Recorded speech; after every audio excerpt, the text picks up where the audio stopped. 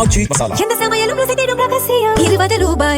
இந்த உள்ளாட்சி தேர்தலில் தாவாக்காவுடன் கூட்டணி தொடருமா?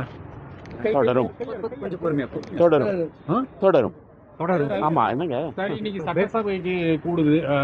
இது கவர்னர் வந்து இன்னைக்கு முதல்ல உரையாற்றுறாரு.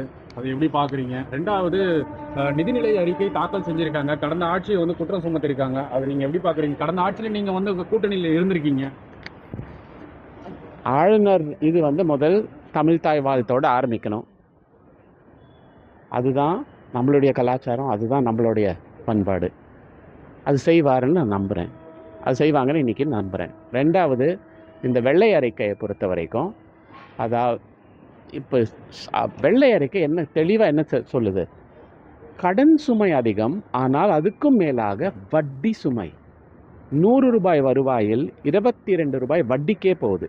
அதுக்கப்புறம் 40 ரூபா கட்டாய செலவுக்கு, மொத்தம் 60 ரூபா கட்டாய செலவுக்கே போயிடுச்சு 100 ரூபாய் வருவாயில்லைன்னா அப்போ மக்கள் பணிக்கு எங்கே?